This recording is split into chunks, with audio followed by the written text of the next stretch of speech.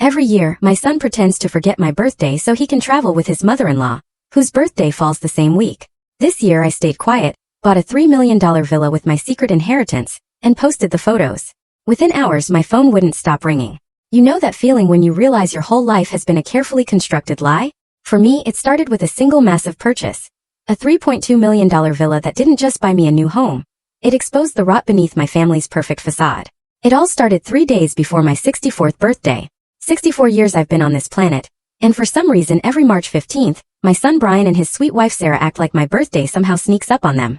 What a coincidence, right? It always falls right when they're on their annual spring getaway with Brian's mother-in-law, Patricia Wells, whose birthday is conveniently just a few days before mine. Look, I'm not stupid. I figured out this little dance about 5 years ago. But this year, instead of dropping subtle hints or laying on the not-so-subtle guilt trips, I did something different. Absolutely nothing. I didn't mention my birthday. I didn't send those pathetic little reminder texts about having a free weekend. I just smiled and waved as they packed their bags for their spa retreat in Vermont. The moment their car vanished down my driveway, I called my real estate agent, Jennifer. Find me the most beautiful waterfront property you can within 50 miles, I told her. Money is no object. She thought I was joking. For hours later, when we were standing in the grand, marble foyer of a stunning contemporary villa overlooking the Long Island Sound, she realized I was deadly serious. This place, oh, it had everything. Floor-to-ceiling windows, a gourmet kitchen that probably cost more than most people's cars, a master suite with a fireplace, and a deck that made you feel like you were floating above the water. It's $3.2 million, Mrs. Thompson, Jennifer said, her voice careful like she was delivering bad news. I'll take it. Don't you want to think about it? Maybe discuss it with your family. She actually said that. I almost laughed out loud. When was the last time my family discussed anything with me? Jennifer, I told her. I'm 64 years old and I've been thinking for most of them. Wire the funds tomorrow. That was Tuesday. By Wednesday afternoon, the deed was in my name. By Thursday morning, I was posting photos on every social media platform I could remember the passwords to. The living room with its sweeping ocean views, the kitchen island where I'd arranged a small celebration for one, the deck where I'd enjoyed my first solo birthday dinner in decades, complete with champagne and takeout from the most expensive restaurant in the area. The caption was simple. Birthday celebrations at my new home. Sometimes the best gifts are the ones you give yourself. And that's when my phone started ringing. Brian was first, of course. His name flashed on my caller ID at 10:52 a.m., just 5 minutes after the bank alert would have hit his phone. See, Brian had been watching my finances for years, ever since Dad passed. Not officially, you understand, but he'd made himself a joint account holder for emergencies, and set up alerts for any significant transactions. It was his way of keeping tabs on Mom, making sure I wasn't making any foolish decisions with my money. How thoughtful of him. I let it go to voicemail. The second call came from Sarah at 11:15, then Patricia Wells herself at 11:40, then Brian again at 12:02, 12:18, and 12:35. By 2 p.m., I had 17 missed calls and text messages, ranging from concern to confused to barely controlled panic. My personal favorite came from Sarah. Mom Thompson, we're worried about you. This isn't like you. Please call us back so we know you're okay. Isn't like me. Lady, you have no idea what I'm like. You've just been dealing with the version of me that bends over backward to accommodate everyone else's convenience. Today you're meeting Margaret Thompson, property owner and woman of independent means. I spent the afternoon unpacking the few boxes I brought from my old house, personal items mostly. Photo albums, my grandmother's china, the quilt my mother made for my wedding. As I arranged my new life around me, I couldn't help but smile every time the phone rang. 23 missed calls by dinner time. The messages were getting increasingly desperate. But here's what they didn't know yet. What none of them had bothered to ask about in the 5 years since Dad died. Aunt Helen's inheritance. Sweet, unmarried Aunt Helen, who lived quietly in her Boston brownstone and collected vintage jewelry. The same Aunt Helen that Brian and Sarah had met exactly twice in all their years of marriage and couldn't be bothered to attend her funeral last September. Aunt Helen, who left her entire estate to her dear niece Margaret, the only family member who ever took the time to visit. $7.3 million to be exact. After taxes and fees, I walked away with enough money to do exactly what I wanted for the first time in my adult life. And what I wanted was to stop being invisible in my own family. I poured myself a glass of wine from my new wine fridge and sat on my new deck, watching the sun set over water that actually belonged to me. The phone was still buzzing, but I turned off the sound. Tomorrow would bring conversations, explanations, and probably some very uncomfortable family dynamics. Tonight was mine. For 6 years, my birthday had been treated like a scheduling inconvenience. Not officially, of course. There was always an excuse, always something that just happened to come up. And wasn't it just terrible timing that it had to conflict with my special day? Year 1 was understandable. Patricia Wells had fallen and broken her hip just 3 days before my birthday. Brian and Sarah needed to rush to Vermont to help her get settled at home. Family emergency couldn't be avoided. We'd celebrate when they got back, except we never did. By the time they returned, it was Easter preparations, then spring cleaning, then suddenly summer, and my birthday had simply been absorbed into the past. Year 2, Patricia had a cardiac episode that turned out to be anxiety and too much caffeine. But you don't know that when you get the panic phone call, do you? Off they went to Vermont, leaving me with a grocery store cake and a promise to make it up to me soon. Years 3 and 4 followed the same pattern. Different emergencies, same timing, same result. Me sitting alone on March 15th, pretending it didn't hurt that my only child had once again chosen his mother-in-law's manufactured crisis over his own mother's birthday. But it was year 5 that truly opened my eyes to the ugly truth. I'd driven to the grocery store that afternoon, feeling utterly sorry for myself and planning another solo celebration, when I saw them. Brian, Sarah, and Patricia Wells laughing over lunch at the new bistro downtown. This was the day after my birthday, mind you. The same day I'd received a hasty text about Patricia being too unwell for visitors after her latest health scare. She looked remarkably healthy for someone who'd supposedly been bedridden with vertigo. Healthy enough to be raising a champagne toast. I sat in my car in that parking lot for 20 minutes, watching my son celebrate someone else's mother, while his own had spent the previous day wondering if she'd done something wrong. Something to deserve being forgotten year after year. That's when I understood. This wasn't a series of unfortunate coincidences. This was a choice. Patricia Wells had decided that the second week of March belonged to her, and my son had decided that keeping his wife happy was more important than keeping his mother from feeling like a stranger in her own family. So this year, when March rolled around and I started seeing the familiar signs, the carefully casual mentions of Patricia not feeling well, and maybe we should plan something for later in the month, I made a choice too. I chose silence. Instead of my usual campaign of gentle reminders and hopeful suggestions, I said nothing. When Sarah mentioned they were thinking of visiting Patricia that weekend, I just smiled and said, "How nice for you." When Brian called to check if I had anything important planned for the 15th, I told him I was keeping my schedule flexible. They left Friday afternoon with guilty expressions and promises to call. I waved goodbye from my porch and immediately called Jennifer, my real estate agent. Now, sitting in my new villa with my feet up on furniture that had never seen the inside of a family gathering I wasn't invited to, I couldn't help but appreciate the irony. They trained me so well to be invisible that they'd forgotten to pay attention when I actually disappeared. My phone lit up with another call. Brian, for the 4th time this hour. This time I answered. "Hello, sweetheart," I said, my voice steady and pleasant. "Mom, thank God. Where are you? What's going on?" "Jennifer from Coastal Realty called and said you bought a house. A $3.2 million house." "I did indeed. It's lovely, Brian. Waterfront property. Just like I always wanted." There was silence on the other end. Then, "Mom, are you feeling all right? This is very unlike you." "Unlike me." There was that phrase again, as if I was some predictable little mouse who couldn't possibly make a decision without committee approval. "I'm feeling wonderful, actually. The best I've felt in years. How's Patricia's birthday celebration going?" Another pause. It's fine, but Mom, we need to talk about this house purchase. This is a major financial decision. You should have consulted with us first." "Should I? Why?"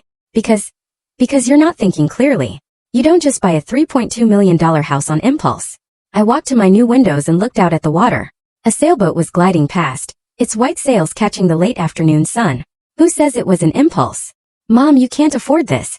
Dad's life insurance was comfortable, but not $3.2 million comfortable. "What were you thinking?" And there it was. The assumption that had driven so much of our relationship over the past few years. Brian had decided that I was financially fragile, emotionally fragile, probably mentally fragile too.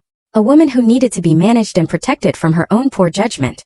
"Brian," I said softly, "there are quite a few things about my financial situation that you don't know." "What's that supposed to mean?" "It means I'm not the helpless widow you've been treating me like, and this conversation is far from over. But right now, I have a new house to enjoy and a birthday to celebrate." "Mom, wait." I hung up. The phone started ringing again immediately. I turned it off and poured myself another glass of wine.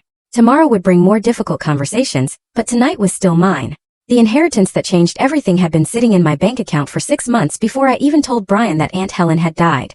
I know how that sounds. What kind of person doesn't mention that a relative has passed away? But here's the thing about Aunt Helen. To my family, she barely existed. Brian had met her twice in his 38 years. Sarah had shaken her hand at our wedding and promptly forgotten her name. When I'd mentioned her in conversation, I'd get polite nods and vacant expressions.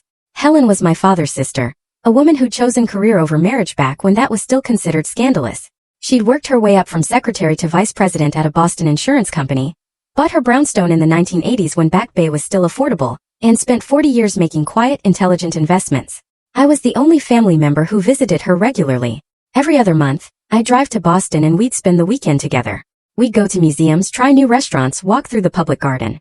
She'd tell me about her travels, her art collection, her complicated relationship with our father, who'd never quite forgiven her for refusing to settle down properly. Helen was sharp, funny, and completely unapologetic about living life on her own terms, everything I'd been raised to think women shouldn't be. When she was diagnosed with pancreatic cancer last May, I was the one who sat with her through chemotherapy appointments. The one who helped her organize her affairs when it became clear the treatments weren't working. The one who held her hand when she died on a quiet Tuesday morning in September. Brian and Sarah sent flowers to the funeral. They were at a wine-tasting weekend in Napa and couldn't possibly change their plans. After the service, Helen's lawyer, Marcus Reed, asked me to stay behind. Helen left very specific instructions about her estate, he said, handing me a sealed envelope. She wanted you to read this privately. Inside was a letter in Helen's precise handwriting. Dearest Margaret, asterisk if you're reading this, I'm gone, and you're probably sitting in Marcus's office trying not to cry in front of a stranger. Stop it. I lived exactly the life I wanted to live, and I have no regrets. What you need to know is this. I've left you everything. The house, the investments, the art collection, all of it. Not because you're my only living relative, but because you're the only one who ever saw me as a person rather than an obligation or an embarrassment. Asterisk asterisk I've been watching your family dynamics for years, and I need you to understand something. That son of yours loves you, but he's been programmed by that wife and her mother to see you as a burden to be managed rather than a woman to be respected. They've convinced him that you're fragile, that you need their protection, that you can't be trusted to make your own decisions. It's a subtle form of control, and I've seen it destroy too many women our age. They make you doubt your own judgment, then swoop in to help by taking over your life, bit by bit. Don't let them do it to you, Margaret. You're stronger and smarter than they've allowed you to be. Use this inheritance to remember who you were before you became someone's mother, someone's wife, someone's responsibility. Live boldly. Make them remember that you're not just Brian's aging mother. You're Margaret Thompson, and you deserve better than being an afterthought in your own family. Asterisk the numbers Marcus showed me afterward were staggering. Helen's brownstone was worth $1.8 million. Her investment portfolio had grown to $4.2 million. The art collection she'd assembled over decades was appraised at $1.3 million. After taxes and estate fees, I was inheriting just over $7.3 million. I sat in Marcus's office for an hour, staring at the paperwork and thinking about Helen's letter. She was right about Brian and Sarah. Over the past few years, they'd positioned themselves as my caretakers, making decisions about what was best for Mom, without ever asking what I actually wanted. When Dad died, Brian had immediately insisted on becoming a joint account holder for emergencies. He convinced me to switch to a simpler cell phone plan because the smartphone was too confusing for someone my age. He'd taken over handling my investments because financial planning is complicated and stressful. Gradually, I'd stopped making decisions and started accepting their suggestions. It was easier than arguing, and I told myself they meant well. But Helen's inheritance changed everything. For the first time in decades, I had the financial power to make choices without anyone's approval. The question was, what did I want to do with it? I kept the inheritance secret for months, watching my family's behavior with new eyes. The condescending smiles when I mentioned wanting to travel, the way Sarah would exchange glances with Brian whenever I expressed an opinion about anything more significant than dinner plans, the assumption that I'd always be available to babysit, attend their events, and revolve my schedule around their convenience. And then came this March, with the familiar pattern of my birthday being sacrificed to Patricia Wells's latest drama. And I knew exactly what I wanted to do. I wanted to stop being invisible. The villa purchase was just the beginning. A statement that Margaret Thompson was no longer accepting a supporting role in her own life. Brian's panicked phone calls and Sarah's worried texts were proof that the message had been received loud and clear. But they had no idea what else was coming. Helen's brownstone was still sitting in my portfolio, along with several investment properties I hadn't mentioned. The art collection was in storage, waiting for me to decide where to display it. And the remaining $4 million was earning interest, while I planned the next phase of my newly independent life. My phone buzzed with yet another text from Brian. Mom, we're coming home early. We need to talk about this house situation. Don't make any more major decisions until we get there. I smiled and typed back. Take your time. I'm not going anywhere. But I didn't mention that I was meeting with a financial advisor tomorrow to discuss expanding my property portfolio, or that I'd made appointments with 3 different travel agents to plan the European tour I'd been dreaming about for years. Some surprises were worth waiting for. Brian arrived at my new villa at 7:03 a.m. Saturday morning, a full day and a half early from his Vermont getaway. He stood on my new front porch looking like a man who'd driven through the night, which, judging by his wrinkled clothes and blurry eyes, he probably had. We need to talk, he said without preamble. Good morning to you too, sweetheart. Come in. I'll make coffee. He followed me through the marble foyer into the kitchen. his eyes darting around like he was cataloging evidence of my mental breakdown. I busied myself with the coffee maker, a gleaming stainless steel machine that probably cost more than his monthly mortgage payment. Mom, this is insane. You can't just buy a $3.2 million house without discussing it with anyone. What were you thinking? I measured coffee grounds carefully, taking my time. I was thinking that I'm a grown woman with my own money who wanted to buy a house. Would you like cream with your coffee? Don't be flippant. This is serious. Do you have any idea what kind of financial commitment you've made? The property taxes alone on this place will be astronomical. About $32,000 annually, I said calmly. Already budgeted for. Brian stared at me. How could you possibly budget for that?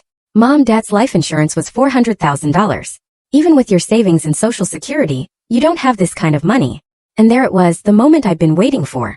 My dear son had been so busy managing my finances from his perspective that he'd never bothered to learn what my actual financial situation was. Brian, when was the last time you looked at my bank statements? Actually looked, not just monitored for unusual activity. He paused, clearly uncomfortable. I checked for any large withdrawals or suspicious transactions to protect you from scams or poor decisions. To protect me? How thoughtful. I poured coffee into 2 mugs and handed him one. What you've been doing is monitoring my spending without understanding my income. What's that supposed to mean? I sat down at the kitchen island, gesturing for him to join me. Through the floor-to-ceiling windows, the Long Island Sound sparkled in the morning sun. A perfect day for uncomfortable conversations. It means that for the past 6 months, you've been treating me like a fixed-income senior citizen who needs to be protected from her own financial impulses. What you didn't know is that I inherited $7.3 million from Aunt Helen. Brian's coffee mug stopped halfway to his lips. What? Aunt Helen passed away in September? She left you everything? That's impossible. Aunt Helen she was nobody. She worked for an insurance company. She was vice president of that insurance company for 20 years. She also owned prime real estate in Boston and had a very impressive investment portfolio. But you wouldn't know that because you never bothered to get to know her. Brian set his mug down with shaking hands. $7 million? And you didn't tell me? Should I have? You've spent the last 5 years convincing me that I'm not capable of making my own financial decisions. Why would I consult with someone who thinks I need supervision to buy groceries? That's not. I never said that. You didn't have to say it, Brian. You've been treating me like an incompetent child since your father died. Joint bank accounts so you can monitor my spending. Simplified phone plans because technology is too confusing for someone my age. Investment management because financial planning is too stressful for me. His face was flushing now, the way it used to when he was caught in a lie as a teenager. I was trying to help.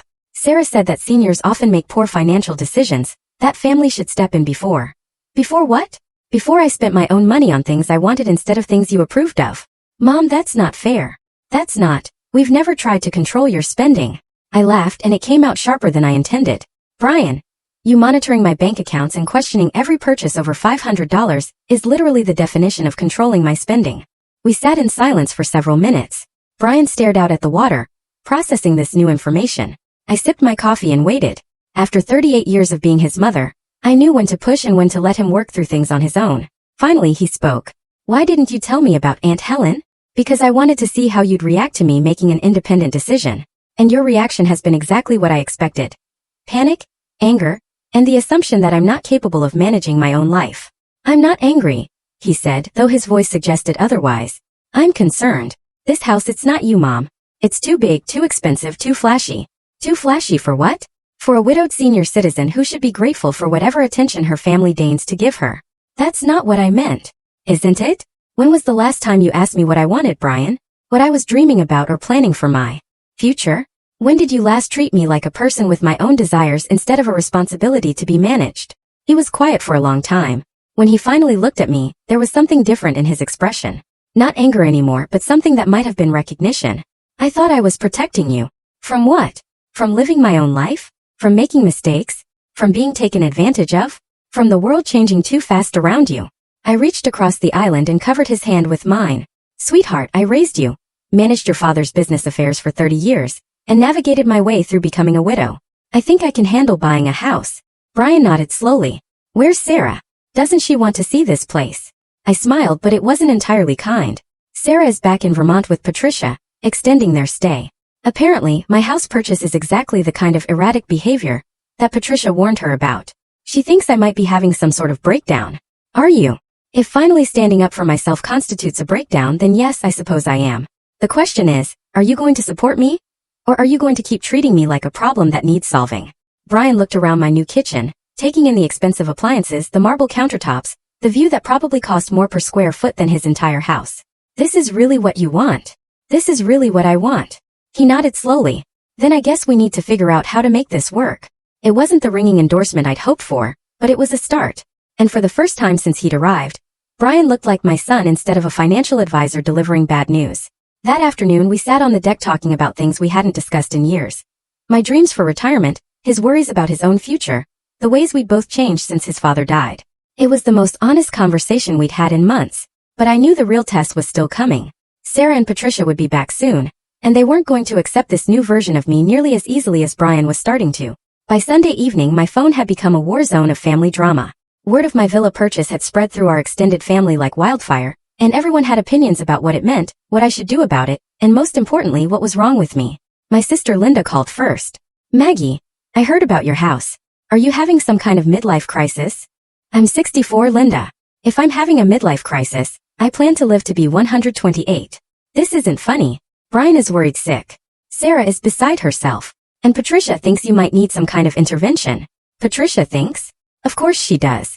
Patricia Wells had opinions about everything and everyone. And somehow her thoughts had become gospel truth to my daughter-in-law. What exactly does Patricia think I need an intervention for? Buying real estate with my own money. For making major life decisions without consulting family. For isolating yourself from the people who care about you. For spending money recklessly when you should be planning for your future care needs. I almost laughed. Future care needs. As if I was one step away from assisted living instead of a healthy 64-year-old woman with excellent health care and enough money to hire live-in help if I ever needed it. Linda, let me ask you something. When you and Robert bought your Florida condo, did you ask anyone's permission?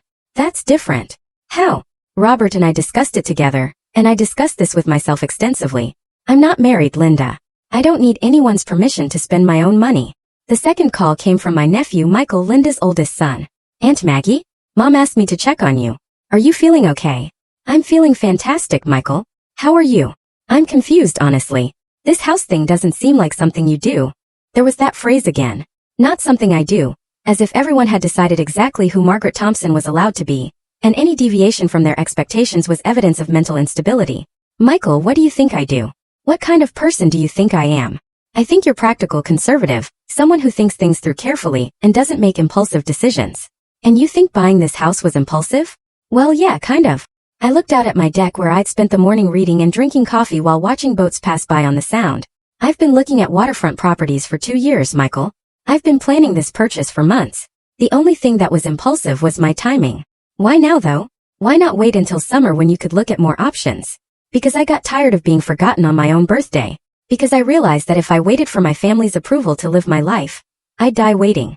Because sometimes you have to do something dramatic to remind people that you exist. Because I found the perfect house and I could afford it. Sometimes life is that simple. The third call was the one I'd been dreading. Sarah, calling from Vermont, with Patricia undoubtedly listening in the background. Mom Thompson, we need to talk. Hello, Sarah. How's the extended vacation going? It's not a vacation anymore. We stayed because we're concerned about you. Patricia thinks this house purchase might be a sign of cognitive decline. Patricia thinks again. And what do you think, Sarah? There was a pause. I think you're acting very unlike yourself. Maybe that's the point. What's that supposed to mean? Maybe I got tired of being myself as you've all defined me. Maybe I wanted to see what would happen if I acted like someone with agency and financial independence, instead of someone's elderly mother, who needs constant supervision. Nobody is supervising you. Brian monitors my bank accounts. You and he make plans for family events without asking what I want to do. Patricia gives advice about my life decisions as if she has any say in them. If that's not supervision, what is it? Another pause. I could hear muffled conversation in the background. Patricia no doubt coaching Sarah on what to say next. We're worried about you making decisions this big without thinking them through properly. Sarah, I'm a grown woman with a graduate degree and 30 years of business experience. I think I can handle buying a house. A $3.2 million house, Mom Thompson. That's not just any house. No, it's not. It's the house I wanted and I could afford it, so I bought it. Just like you and Brian bought your house because you wanted it and could afford it. That's different. How? Because you're our parent. We look to you for stability and consistency. And I've given you both of those things for your entire adult lives. But stability doesn't mean I never change. And consistency doesn't mean I never grow. I'm not a piece of furniture, Sarah. I'm a person with my own dreams and goals. We sat in uncomfortable silence for several minutes. Finally, Patricia gathered her brochures and stood up. Well, Margaret, I can see that you're determined to make this mistake. But when this house becomes too much to manage, when the isolation gets to you, when you realize that independence isn't the same thing as happiness, don't expect the family to just pick up the pieces. I wouldn't dream of it, Patricia.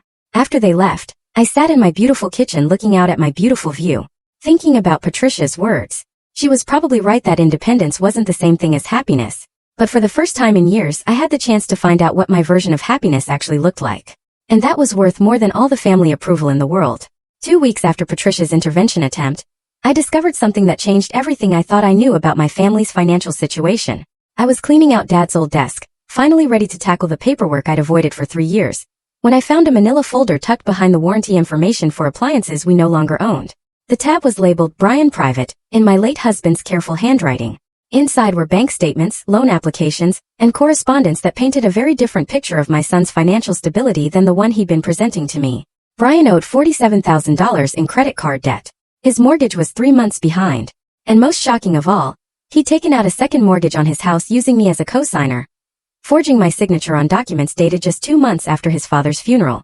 I sat in Dad's old chair, staring at the evidence of my son's deception, feeling like I was looking at a stranger's life. The Brian I knew was responsible, conservative with money, someone who'd inherited his father's careful approach to finances. This Brian was desperate, reckless, and apparently willing to commit fraud to solve his problems. The worst part wasn't the money, though. It was the dates. Every single financial crisis in these documents coincided with one of Patricia Wells's mysterious health emergencies. Every rush trip to Vermont, every canceled birthday celebration, every family event that had been postponed or moved to accommodate Patricia's needs, had happened during months when Brian's financial situation was deteriorating. I pulled out my phone and called Marcus Reed, Aunt Helen's lawyer. Marcus, I need you to run a credit check on my name. I think someone may have been using my identity for loan applications. 3 hours later I had the full picture. Not only had Brian forged my signature on his second mortgage, but he'd also applied for 2 credit cards in my name, and taken out a personal loan using my social security number. My credit score, which I hadn't checked in years, had dropped from excellent to barely acceptable. The doorbell rang as I was reviewing the credit report. Through the window, I could see a silver BMW in my driveway. Sarah's car. She stood on my porch looking nervous, clutching a small gift bag. Mom Thompson, I hope I'm not interrupting. I brought you something from Vermont, a peace offering. I let her in, curious about this sudden change in tactics. She handed me the bag with an awkward smile. Inside was a snow globe featuring a charming Vermontan and a card that read, "Thinking of you, Patricia. Patricia asked me to give you this. She feels bad about how things went the other day. How thoughtful of Patricia to think of me." I set the snow globe on the entry table. "Would you like some coffee?" Actually, I was hoping we could talk about the house situation, but also about other things. We settled in the living room. Sarah perched on the edge of my new sofa like she was ready to bolt at any moment. "Mom Thompson, I owe you an apology. Patricia and we may have overreacted about the house purchase." May have? Did overreact. It's just that Brian has been so stressed lately. And when you bought this place without telling him, he kind of fell apart. Stressed about what? Sarah's carefully composed expression flickered. Work stuff. The usual pressures. You know how he is about money. I did know how he was about money. Apparently better than I thought. Sarah, how long have you known about Brian's financial problems? The color drained from her face. What financial problems? The credit card debt, the mortgage issues, the loans he's taken out using my name without my permission. I don't know what you're talking about. But her expression told a different story. Sarah knew exactly what I was talking about. The forged signatures, the identity theft, the fact that every one of Patricia's health emergencies seemed to coincide with Brian needing to avoid conversations about money. Sarah's composure cracked entirely. He didn't mean for it to go this far. It started small. Just one credit card to get through a rough patch. Then Patricia really did get sick. And the medical bills. What medical bills? Patricia has excellent insurance. Not for the treatments she needed. The experimental therapies. The private specialists. Brian felt responsible because she's been so good to our family. I stared at my daughter-in-law. Pieces of a puzzle clicking into place. Sarah, exactly how much money has Brian given to Patricia Wells? It's not like that. It's not giving, it's investing. Investing in what? Patricia has connections in the medical research field. She's been helping Brian invest in some promising treatments for her condition. When they pay off, we'll make back everything we've put in plus returns. My blood went cold. Sarah, Patricia Wells doesn't have connections in medical research. She was an office manager at an insurance company before she retired. No, that's not. She has friends who work in pharmaceutical development. She's shown us the research papers, the projected returns. She's shown you fake documents to convince Brian to give her money he doesn't have. Money he's stolen from me to give to her. Sarah stood up abruptly. That's not true. Patricia would never. She's been like a mother to me. A mother who's convinced you to enable your husband's financial crimes. Sarah, Brian has committed identity theft. He's forged legal documents. He's destroyed my credit rating to fund Patricia's lifestyle. You're wrong.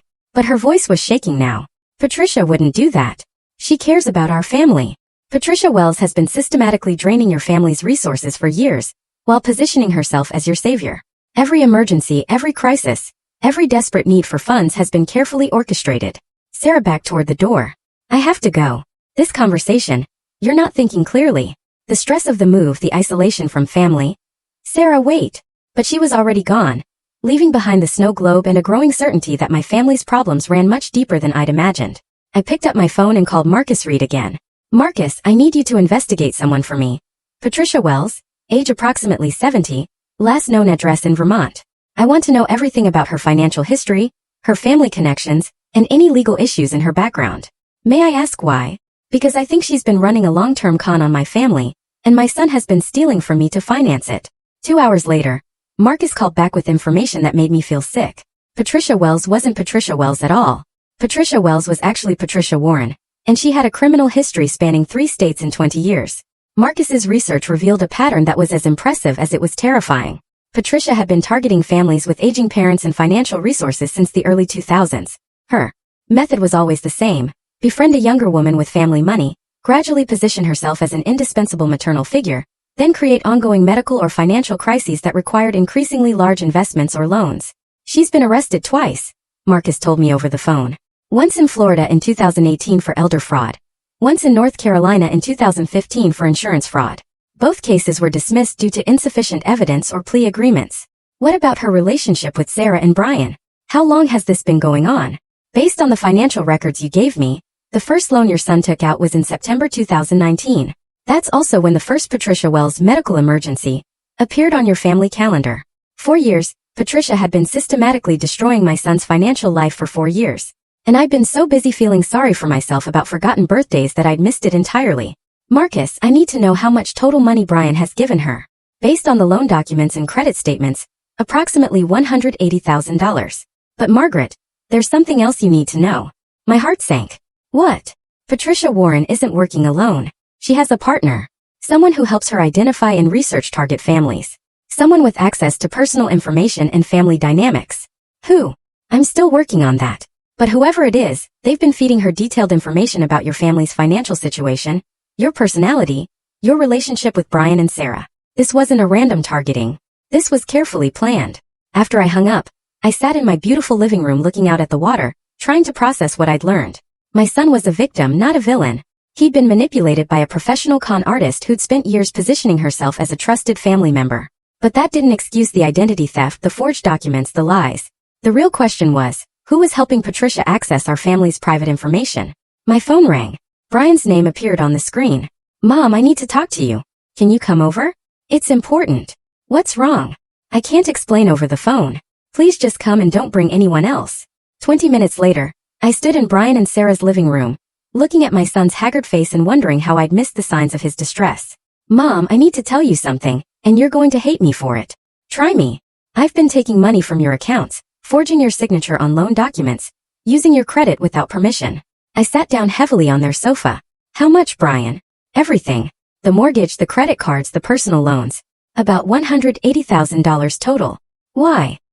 He collapsed into his chair, burying his face in his hands. Patricia needed help with her medical treatments, experimental therapies that her insurance wouldn't cover. She showed me the research, the projected outcomes. It was supposed to be temporary, just until her insurance appeals went through. Brian, Patricia Wells isn't who she says she is. He looked up confused. What do you mean? I told him everything Marcus had discovered. The fake identity, the criminal history, the pattern of targeting families like ours. Brian's face grew paler with each revelation. That's impossible.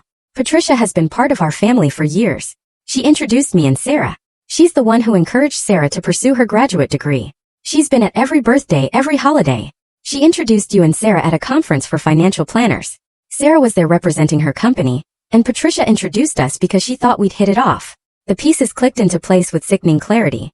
Brian, what kind of conference? Estate planning and senior financial services.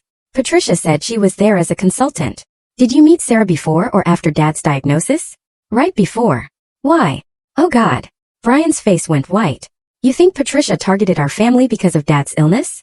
I think Patricia researched our family thoroughly before she arranged for you to meet Sarah. She knew Dad was dying. Knew I'd be inheriting money. Knew you'd be in a position to access my finances after Dad passed. Brian stood up abruptly and walked to the window. Sarah doesn't know. She can't know. She genuinely cares about Patricia, trusts her completely. Or Sarah is working with her.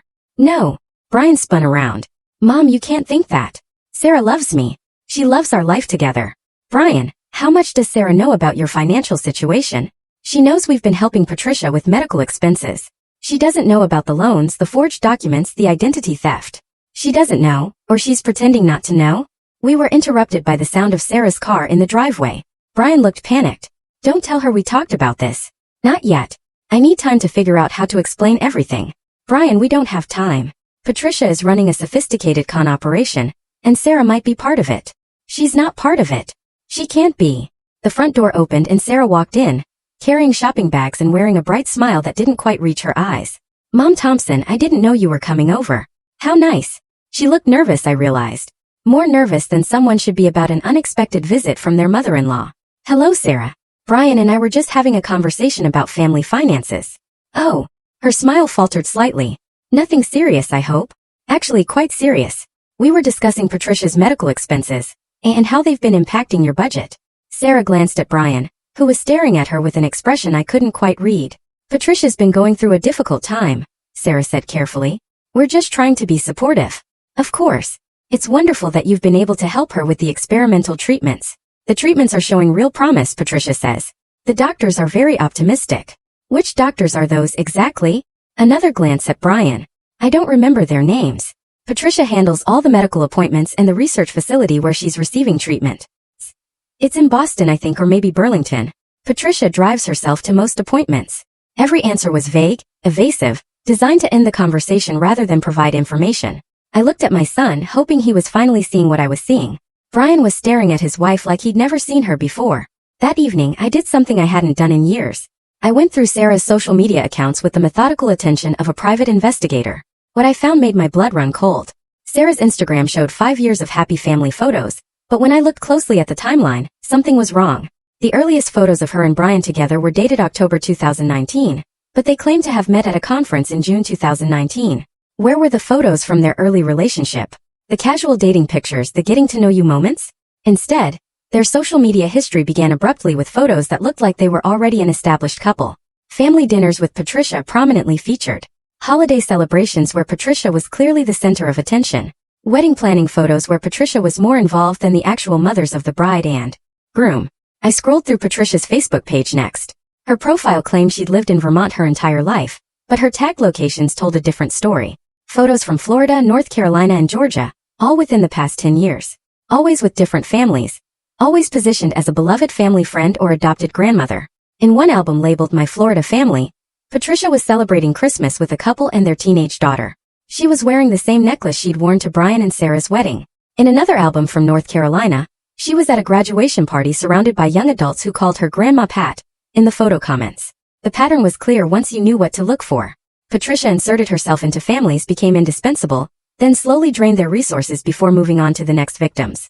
But Sarah's role in this was still unclear to me. Was she a victim like Brian? Or was she Patricia's partner in crime? The answer came at 11:30 p.m., when my security system alerted me that someone was in my driveway. Through the window I could see Sarah's car parked at the bottom of my drive with the engine running and the headlights off. She sat in the driver's seat for several minutes, clearly having a phone conversation. Then she got out and walked around the side of my house toward the deck. I watched from the darkness of my living room as she tried the sliding door that led from my deck into the kitchen. When it didn't open, she pulled out her phone and made another call. I couldn't hear the conversation, but her body language was agitated, frustrated. After 10 minutes, she returned to her car and drove away.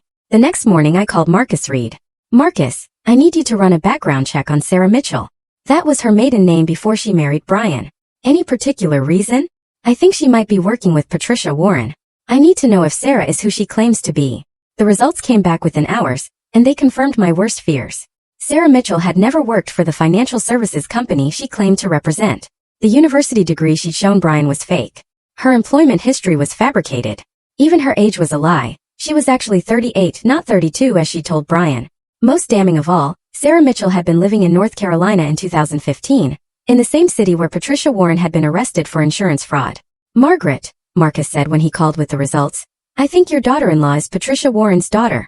The room seemed to tilt. Her daughter. Patricia Warren has a daughter named Sarah Warren, born in 1985. The physical description matches your daughter-in-law perfectly. They've been working together for at least 8 years, possibly longer. I sat down hard on my kitchen stool, staring out at the water while my world rearranged itself around this new information. Brian hadn't been targeted randomly. He'd been hunted by 2 professional con artists who'd spent months, or maybe years, researching our family, identifying our vulnerabilities, and positioning themselves to maximize their access to our resources. The woman he'd fallen in love with, married, and built a life with was a stranger. Worse than a stranger, she was a predator who'd been systematically destroying his financial future, while pretending to love him. My phone rang. Brian's name on the screen. Something's wrong. Sarah left early this morning and hasn't come back. She's not answering her phone. I found some papers in her dresser drawer, and I think I need to show them to you. What kind of papers? Bank account statements for accounts I didn't know existed. Credit reports with my name on them for debts I never authorized. And photos, Mom, photos of our house, our cars. Documents from Dad's estate.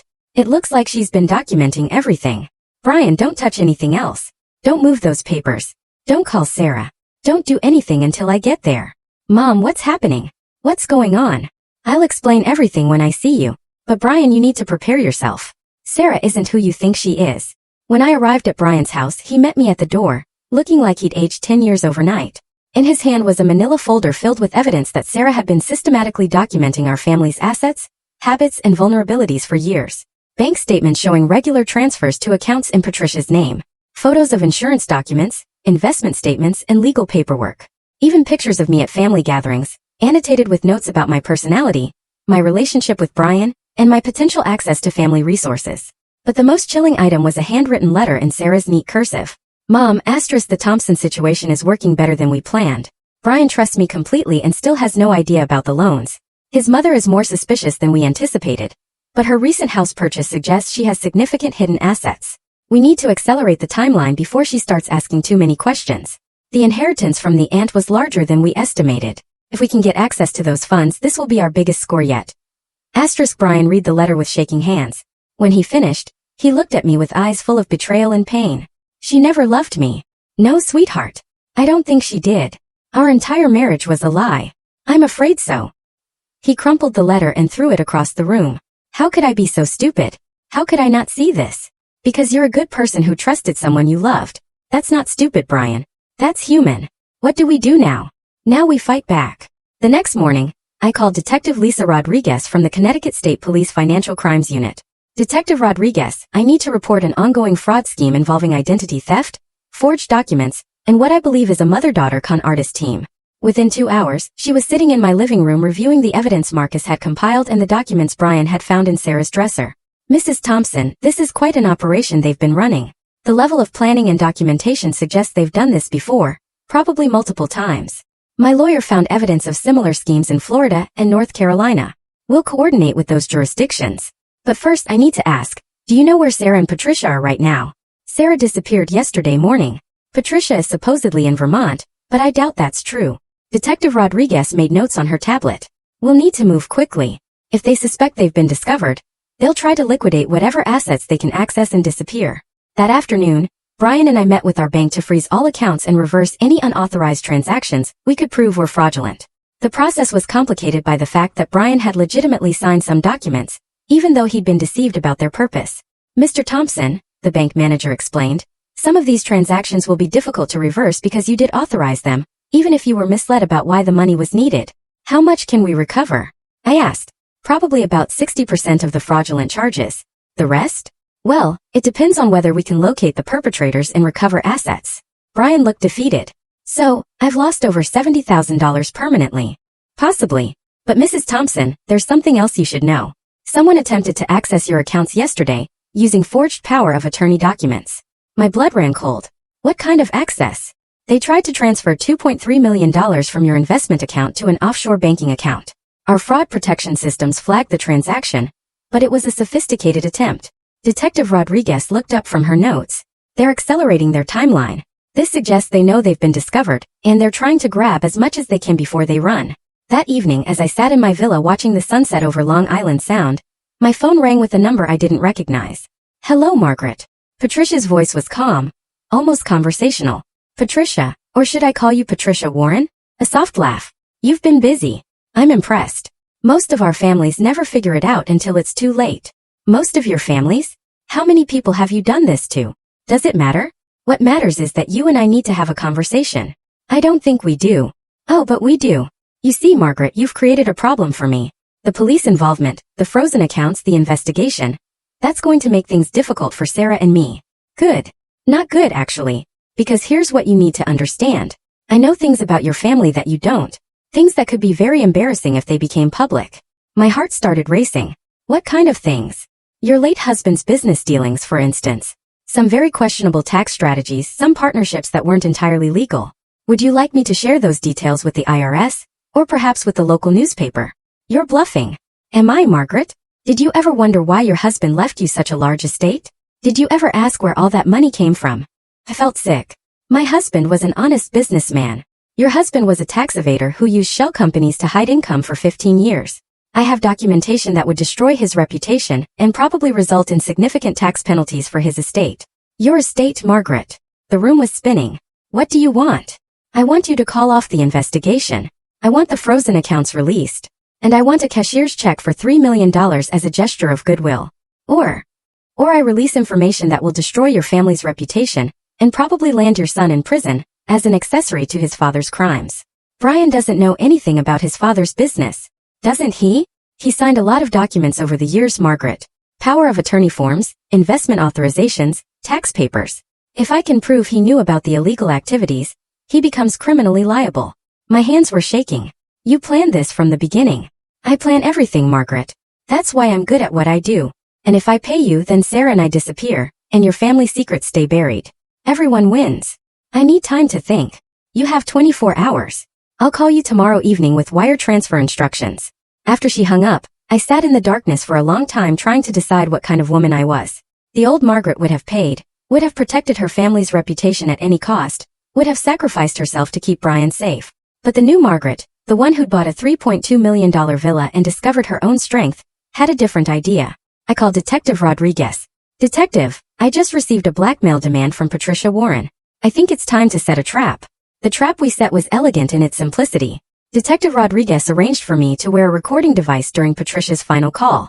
We also set up surveillance at 3 locations where Patricia might try to collect the money she demanded. But first, I had to have the hardest conversation of my life with my son.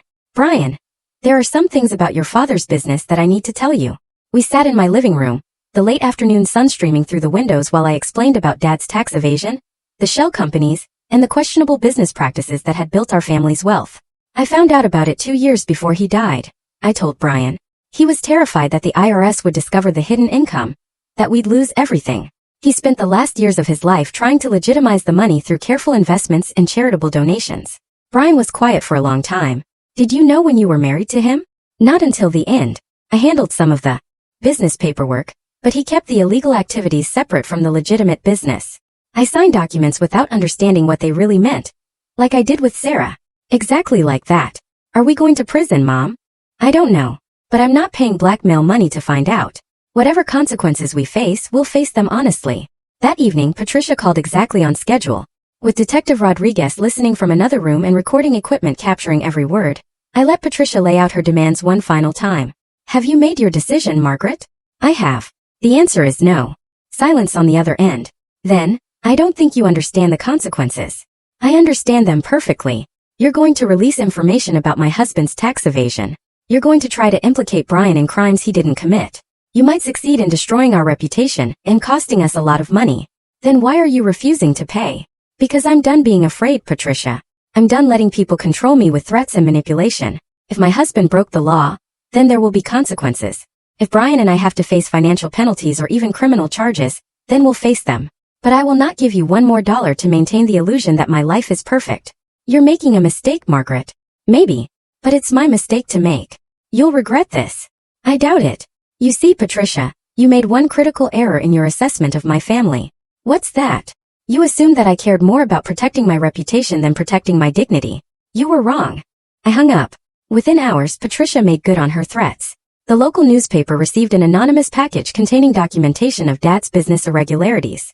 The IRS received copies of the same information.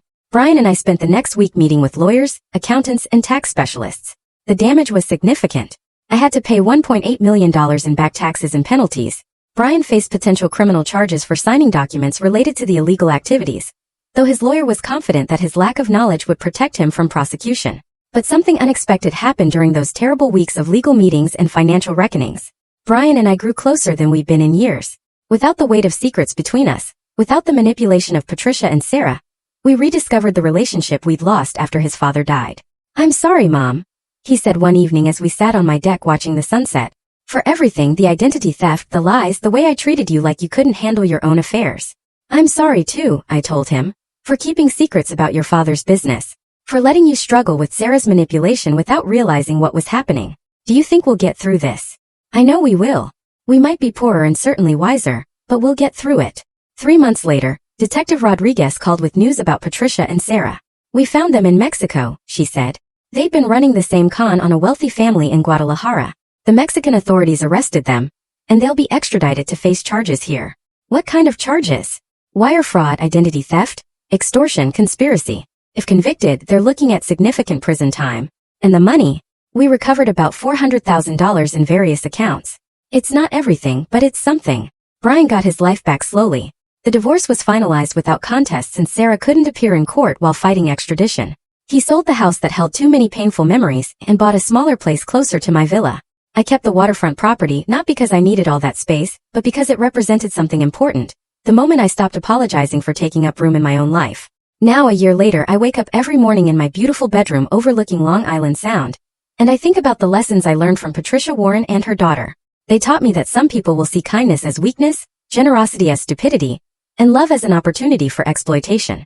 They showed me that the people closest to us can sometimes hurt us the most, not because they hate us, but because they've learned to see us as resources rather than people. But most importantly, they taught me that dignity isn't something you can buy or protect by avoiding conflict. Dignity is something you claim by refusing to let others define your worth, your capabilities, or your choices. I'm 65 now. Brian visits twice a week, and we're building a relationship based on honesty rather than assumptions. I've started traveling, taking art classes, and making friends who see me as Margaret, not someone's mother or widow or responsibility. Sometimes the best revenge isn't getting even. Sometimes it's simply refusing to stay small in a world that keeps trying to shrink you. The villa purchase that started this whole mess wasn't really about the house. It was about claiming space, demanding attention, and insisting on my right to exist as a complete person rather than a convenient afterthought.